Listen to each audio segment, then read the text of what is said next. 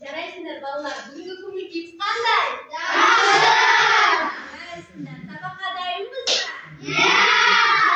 Жарайсыңдар балалар. Енді бүгін біз сабағымызды бастамас бұрын балалар. Зейінімізмен де, ұстазымызды. Енді қараңдар.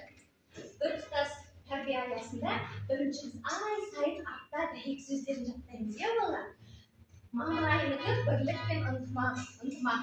Яғни, бізде бірінші мамыр қандай керек еді? Бірлік. Отан қорғаушылар күні бар, жеңіс күні өтті, сол себептен осы мамыр айы бірлік пен ынтымақ. Қане, осы үшінші аптамыздың апта дәйек сөзін формен оқиықшы.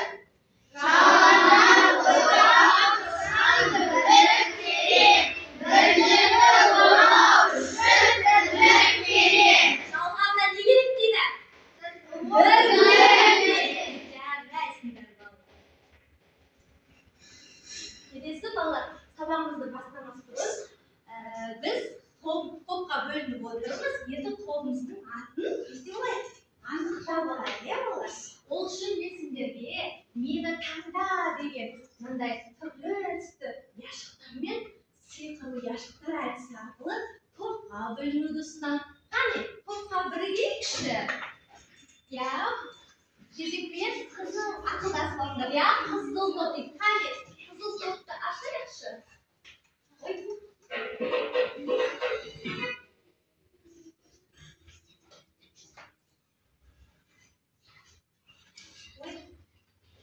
Жақсы.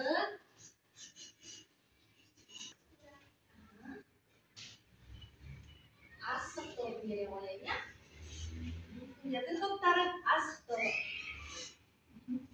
Қайсысы ашылады?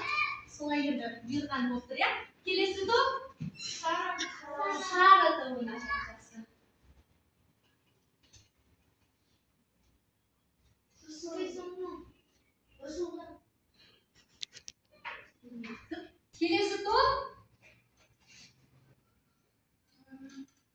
Келесі топ сарыны таңдаған топ қобыз тобы екен, Қайтаңдады? Сендер ме? Қобыз тобын?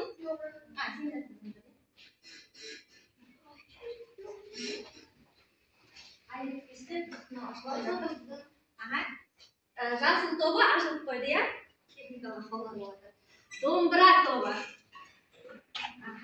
Жақсы балалар. Мен сендерге топқа бөлініп алды. Енді бағалаумен түсіндіріп өтейін. Балалар, сабақтың соңында топты да бағалаймын. Қай топ белсенді болады, сол топқа мен осылай әр топтың өзінің нышандарымен не істеп отырамын? Бағалап отырамын балалар, сондықтан белсенді болыңдар. Топтарыңды жеңіске жеткізуге тырысыңдар. Ал енді өздеріңнің балдарына қою үшін мен сендерге мынандай киіз үй бағалауды ұсынамын. Әр тапсырмада 2 балл десе 2-ге жылжытамыз, 3 балл десе 3-ге жылжытып отырамыз. Түсінікті ғой балалар, Келесі, балалар, бірінші жаңа тақырыпқа өтпес бұрын мен сендерге өтінемге шолу жасағым келді. Өткен тақырып қандай еді? Үш бақтың өлеңін жаттауға берген болатынмын. бағыңды сүйе деп аталады, иә. Үш бақыттың деген қай ақынның өлеңі? Мұқағали жарайсыңдар. Енді, иә, әр топтан мен осылай бір шумақтан сұрайын, иә. Барлықтарын дайындалып келгендеріңізді сезіп отырмын, иә. Төртінші топ Мұқағали Мақатаевтың автордың өмірбаянынан қысқаша айтып өтсін. Ал бірінші топтан кім айтады? Айтады. Қызғадан береге. Мұқағали Мақатаев ақын аудармашы. Ол 1931 жылы дүниеге келіп, Алматы облысы Райымбек ауданы Қарасаз ауылында туылған. Оның балаларға арналған көп жыр жинақтары бар. Оның жыр жинақтары жарық көрген. Оның өлеңдеріне көптеген әндер жазылған. Амина, жарайсың. Я Мұқағали Мақатаев кім деген кезде жақсы жауап берді. Ал келесі тағы кім айтады? Кім айтады? Бәріміз айтады ма олар? Ал жарай, Әзер айтамын.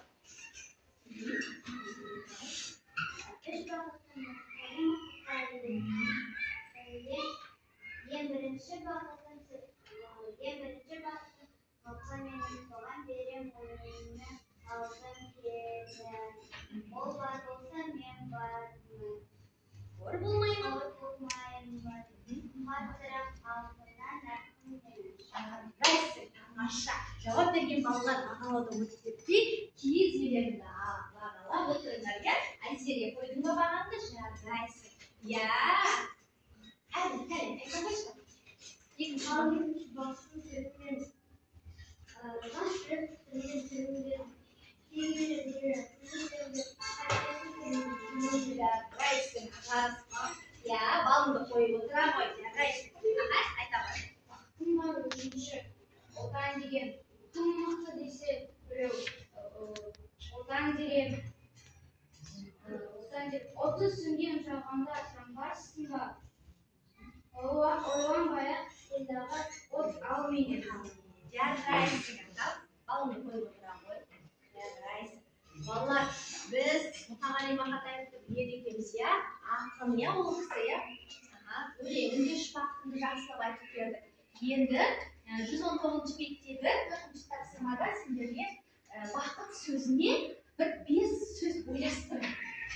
Иә, бақыт сөзіне. Мен сендерге осындай постер дайындадым. Жалпы, балалар, бақыт деген ұғымда сендерге қандай ой келеді? Қысылмай ішіңізге қарайықшы. Айта береміз. Айталым. Денсаулық дедік, иә? Қане? Келе ғой, жаптыршы кел. Постерімізді. Балаларға түсіндіреміз. Денсаулық. Денсаулықты бірінші бақыт деп санайды екен, иә? Табыстыра қояды деп. Жарайсыңдар. Тыныштық, еліміз аман жұртымыз тыныш болсын деп әжелеріміз бекер айтпаған, иә? Еркем-ай, ішіне бар екен, өтіңіздейікші. Бар екен, ал бақыт деген сенің ойыңша тыныштық екен, иә? Кел ал. Жарайсың. Кім айтады? Ана. Ананы жақсы көресің ба? Бақыт сен үшін, иә? Ана екен. Жақсы, тез. Қандай сөз? Өмір. Керемет, мына өмір. Өмірде жүргеніміздің өзі бақыт, иә? Жарайсың, Айзерге. Отан сен үшін, иә? Дәмір бар екен, көрейік қана көргесекші. Балаларға түсіндірем. Ой, сен үшін бақыт деген. Бақыттың шегі жоқ қой, балалар, иә? Әркім әр түрлі түсінеді, иә? Бәріміз қатысайық. Әке. Бар екен. Қыздарға түсіндіре қойыңыз. Әкең бар ғой, иә? Әкеміз бар, иә? Түсіндірем. Бақытымыз, иә? Дұрыс айтады. Қатыспаған.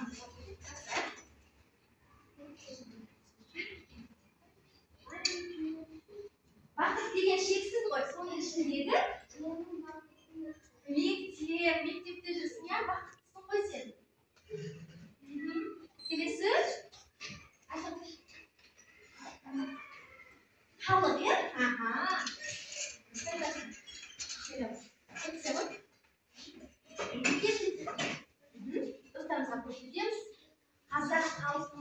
Halka ya. Zaman diyemiz. Halk deydi. Dana halka ya. Tағы да келе қойсын. Ya. Қандай екен? Отбасы. Қатты айтып үйренеміз, дауысын шығарамыз. Әрқайсылардың ішінде ең керемет ойлар жатыр ғой, соны шығарамыз балалар. Отбасы дұрыс айтасың, иә? Келе қойсын. Келесі біздің ана тіліміз қандай тіл? Қазақ. Ең оңай бақытымыз қазақ тіл. Тіл, жарайсың. Саған берілді, иә? Келе қой. Балалар, біз тез келеміз. Сенің ойыңша тіл, қазақ тілі сөйлеу бақыт. Жарайсыңдар балалар. Балдарымызды қойып отырамыз. Қане қойып отырмыз ба? Шыққан балалар, иә? Жарайсың. Қане, ақылды балалар өздерін бағалауды біледі. Келесі балалар. Енді қараңыз, біз бақыттың ішінде көптеген сөздер сөйледік, иә? Мен осы өткен сабақта жаңа сабаққа өткім келіп тұр сіздермен. Қараңыз, көп бақыт, шексіз ол. Әр адамның ойында әртүрлі. Соның ішіндегі ең аяулы отбасымыздың мүшесі ана деген бақытты біреу келіп әдемілеп жабыстырып кетесіңдер, иә? Соны алғым келіп отыр.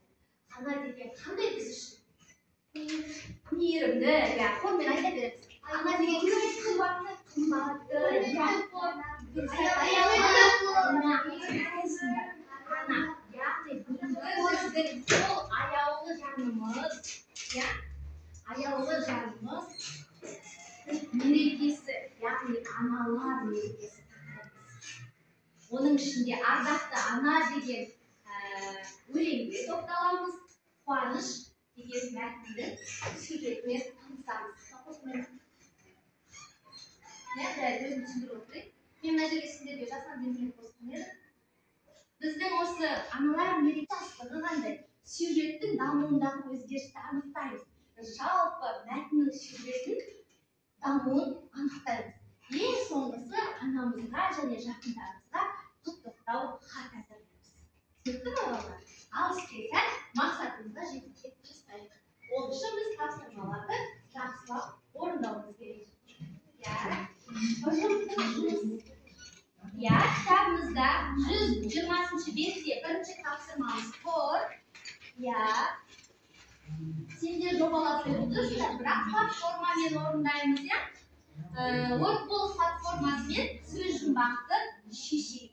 Кім тапқыр әдісі бойынша? Бірінші сөзді тыңдаймыз, бала. Бірінші кестеге кітапқа қарамаңдар, ол жерде тек нақыл сөз бен кесте ғана тұр. Бүкіл сөздер бір шықпайтын шығар.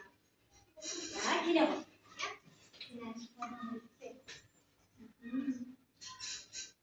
Раян деген жігіт қоштай бірінші басамыз сізден.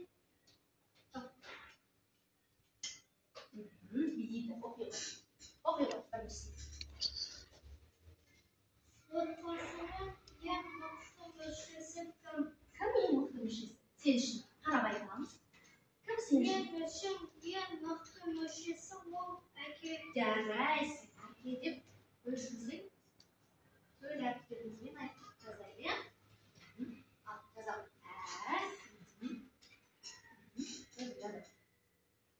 Дұрыс тапты ма, Раян? Иә. Жарайсың. Қане, балыңды қоя қой.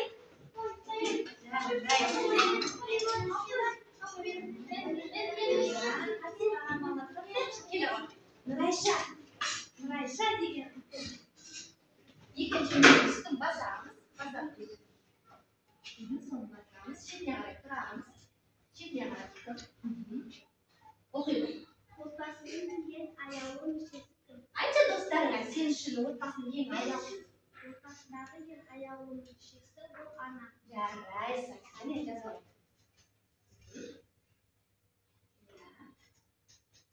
Дұрыс тапты ма? Жарайсың. Бір балыңды қоя қой, иә? Келесі. Кел. Мына келсінші. Үштің үстін басамыз.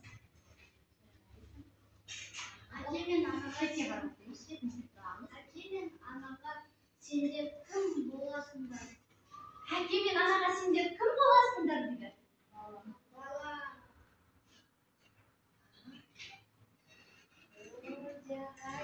Дұрыс тапты.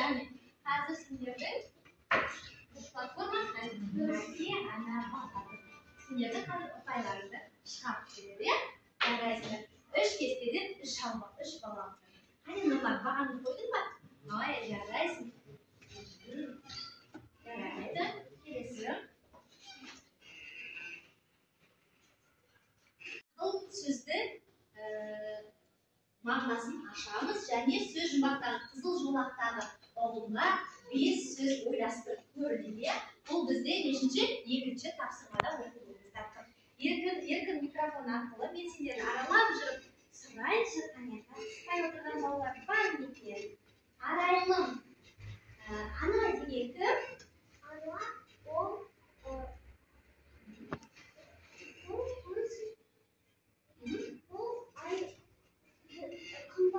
қымбатты жан. Арайлым, жарайсың.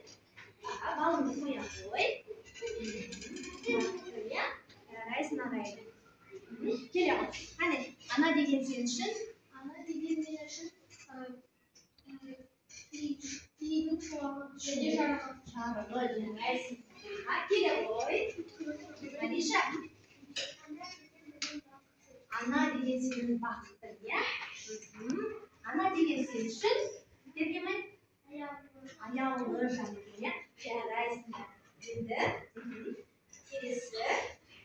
Мен сендерге суреттер қоямын топтарына. Өздерің қарап, талқылап, осы сөз жұмбақтағы ұғымдарға, отбасы мүшелеріне қай сурет кімге келетінін тауып, тақтаға бекітіп тапсыруға болады. Сендер дайынсыңдар ма? Қараңызшы. Орыс тобының суретін қараңызшы балалар. Не көріп тұрмыз? Көрпені құрап жасаймыз, құрап. Бұны қай ұғымға жабыстыратын едіңіз?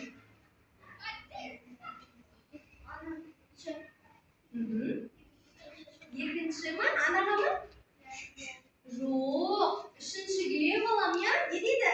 Бала жаңасындағы құрақ деген сөзге келеді. Келе ғой жабыстырамыз. Үшінші ұғым. Яғни, үшінші ұғым болса, мына жерге жабыстырамыз. Үшінші қайтарам. Келесі. Әкеге жабыстыратын еді. Не себептен? Әке кім сендер үшін? Жарайсың. Келе ғой, жабыстырамыз. Ең бірінші ұғымға, иә?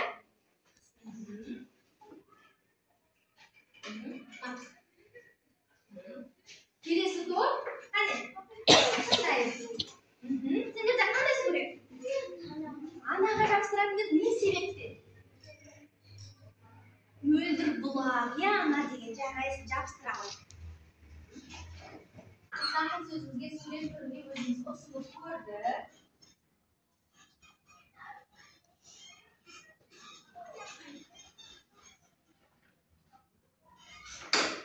Келесі.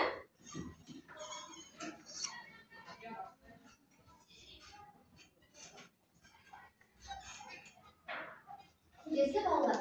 120-шы бетте бізде ардақты ана деген өлең тұр. 120-шы бетке назар аударайықшы. Бұл бізде оқулықпен жұмыс. Яғни мен сендерге аудио тыңдауым арқылы осы өлеңді бірінші тыңдаттым деп. Содан кейін өзіңіз пәндермен оқып, мағынасын ашамыз. Анадан тыңдата берсеңші екінші топ.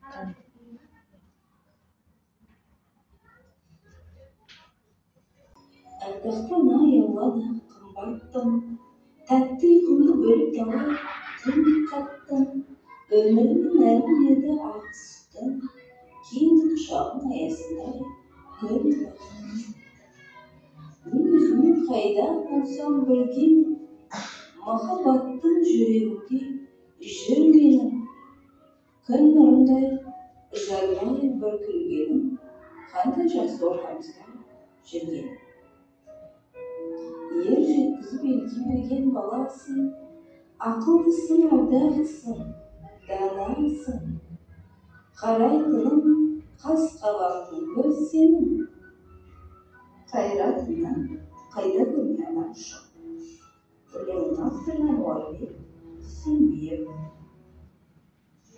Ардақтана, енді біз ары қарай өлеңнің мағынасын түсіну үшін бір-біріне оқып шығайықшы, бірінші бастай қойшы. Келе оқыш. Бірінші. Адақты ана, Нұрбек Сүйінбиев. Адақты ана, ұялы қымбатты, тәтті ұйқыңды бөліп қалар зор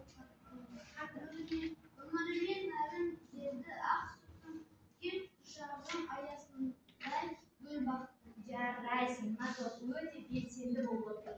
Және сен де бағаңды бағалап отыр. Жарайсың. Қазір мағынасын ашуға дайындал.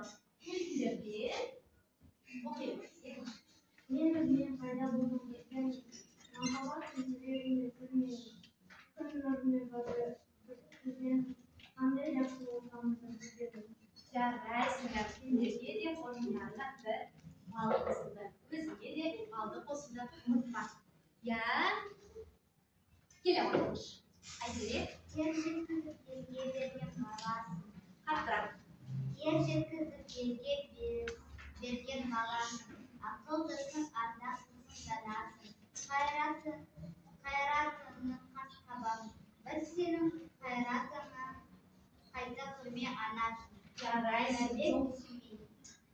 Автор кім екен? Жарайсыңдар. Домбыра тобы өте жақсы қосып отыр. Айзере өзіңе де бір бал қосуды ұмытпа.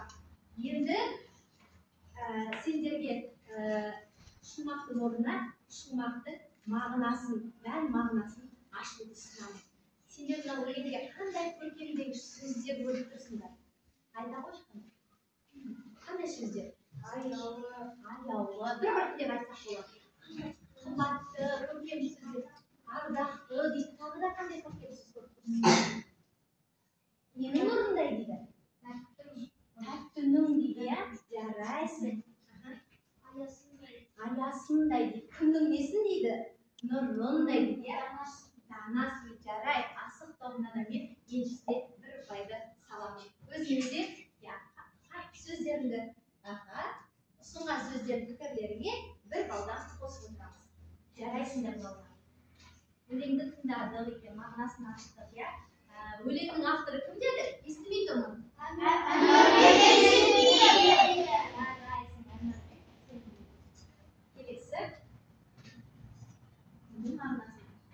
Келесі автор туралы мен сіздерге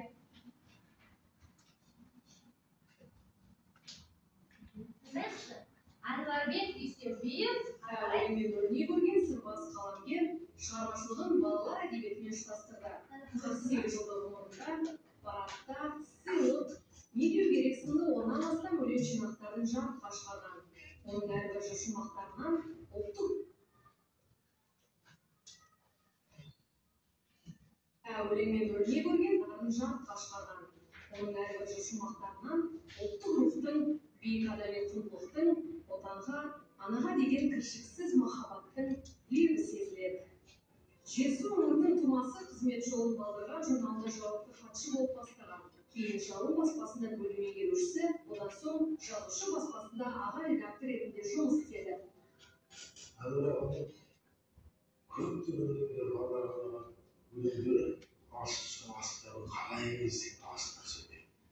Сол балдардың солай бір асықты әрбірін толық ұстатса, сол балдар соны ерсеп, соны асыға түсіреді. Өйткені сана сезім, оны жаңғыртып, сана сезім, оны ара тәрбиелейді. Азаматтық қалыптастырып өлең, Нұрбек Сүйінбиев. Жеке шығармаларынан бөлек ақын Лермонтов, Фредерик, Маршак, Михалков, Барто сынды шетел қаламгерлердің туындыларын қазақ тіліне аударды. Өмірден озған 40 жылдай уақыт өтсе де, Нұрбек Сүйінбиевтің өлеңдері ел жадында мәңгіге сақталып қалды. Нұрбек Сүйінбиев автор өлеңі. Бұл кісі кім екен балалар? Балалар ақыны екен. Кел балалар, қайырлы таң балалар деген өлеңдер бар екен. Және кім елде тұрады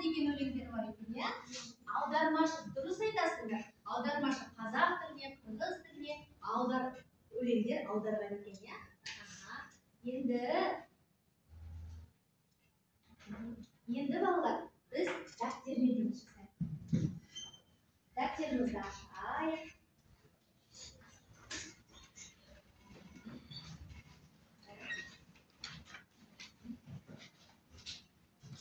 Яғни 121-ші беттегі 5-ші тапсырманы, бізде дәптердің суреті тұр, яғни дәптермен жұмыс. Бұл жерде кімді көріп тұрсыздар? Қараңдаршы бұл? Ана. Яғни сендер ана не істеп отыр? Сендер баланы тербетіп отыр, Енді сендерде дәптерден қостырғайықшы, тез.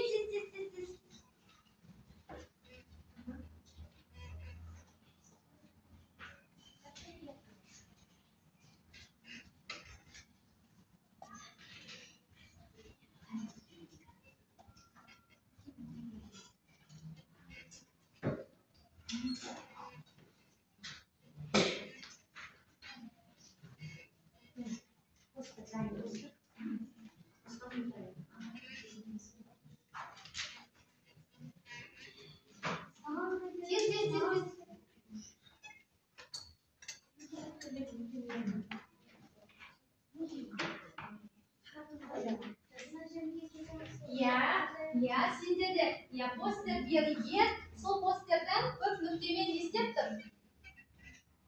Бос тұр, сендер өлеңдегі тірек сөздерді пайдалана отырып, балалар, тірек сөздерді пайдалана отырып, не істейсіңдер? Ана қандай екенін, ана деп жаза қой. Ана, жаза қой. Ана қандай? Өлеңдегі тірек сөздерді, көркемдегі әдемі көркем сөздерді пайдалануды ұмытпаңдар, балалар. Ол әдемі жазғандарына да бал беріледі, тірек сөздерді пайдалануды, үйренген сөздерімізді пайдалануды ұмытпаңдар.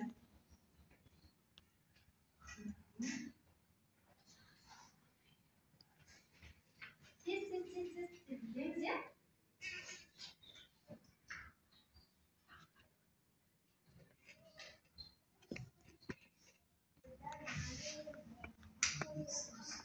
Жарайсың.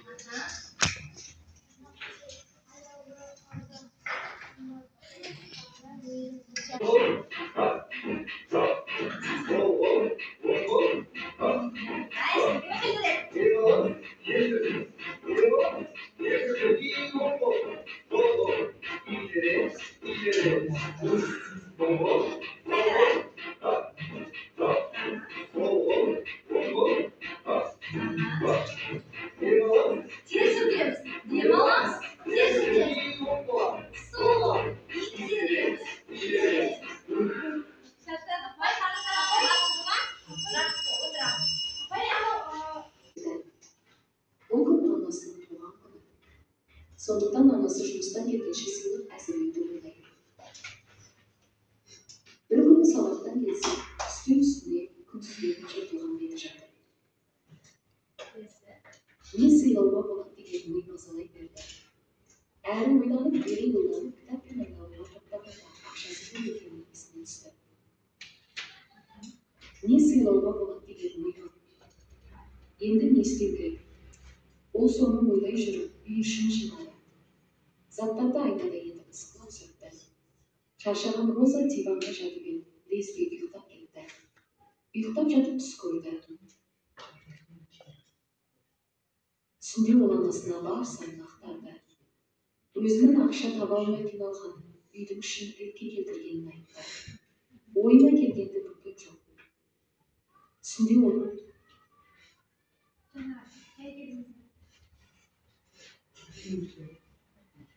Күлімдеген анасы бүгін сабақтан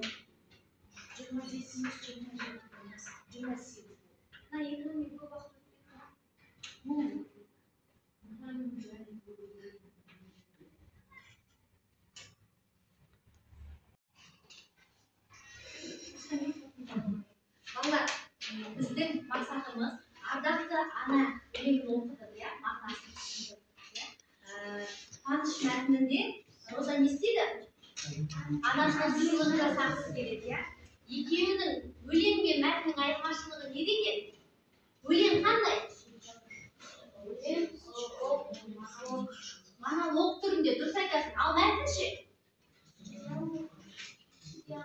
мәтінде диалог болады, дұрыс айтасыңдар. Ал екеуінің айырмашылығы ше? Ұқсастық кейіпкері кім? Екеуінің де кейіпкері ана екен. Жарайсыңдар бала. Енді қараңдар, мәтін, Қуаныш мәтінде ана және қызы туралы, ол жерде диалог бар. Сол үшін оның айырмашылығы сюжеті даму сода. Розаның түс көргендегі сюжет дамып жатыр, мына жерде, қалай болады деген қобалжу қақтығыс бар мысалы. Ал өлеңде автордың тек қана несі бар? Көркемдегіш сөздері мен өзінің жүрек жағы шыққан монологы бар. Ал мәтінде не болады? Екі адамның диалогы бар және бір-бірінен эпизодталған іс-әрекет екі адамның, дұрыс айтасыздар балалар. Бүгінгі тақырыбымыз аналар мерекесі болатын. Қуаныш мәтінін түсініп, мультфильм арқылы болсын, оқып болса да түсіну, анаға деген сыйластық өлеңде де, мәтінде де анаға деген сыйластық болады. Енді сабақты қорытындылап кеттік. Мен сіздерге бір құпия хат беремін. Осыны почта жәшігіне тез-тез, аналарына тез-тез құттықтау хат жазып, сабағымызды бітірейік.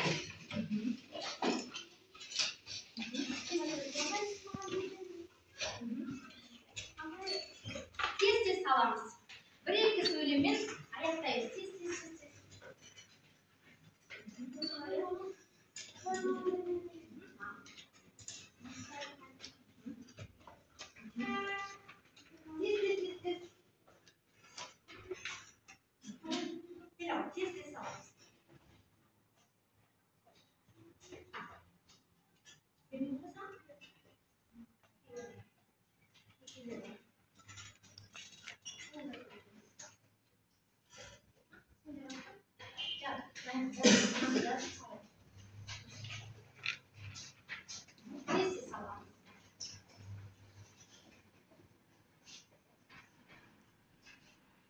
Біз сабағымызда ардақтана өлеңмен Қуаныш мәтінінің айырмашылықтары мен ұқсастықтарын айтып өттік.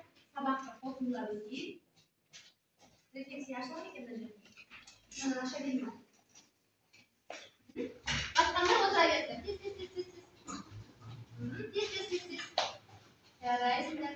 Тез-тез басамыз.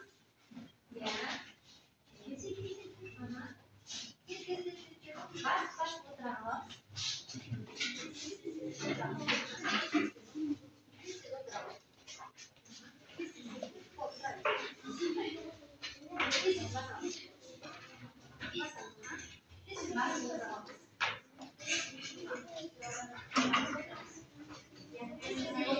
Балалар, бәрін түсінгендеріңді түсіндім, барлықтары жасыға басып жатыр екенсіңдер. Үй тапсырмасын алуды ұмытпаңдар. 120-ші беттегі ардақты ана өлеңін Айшада кітап аламыз, үй тапсырмасы сол болады. Ең соңында мен сіздерді бағалап өтейін. Қане, топтарында неше балл? 2, мында 4, мында 2 бар екен. Құрғыстан, мында да 3 бар екен. Жарайсыңдар. Астық тобында көбірек балдар бар екен.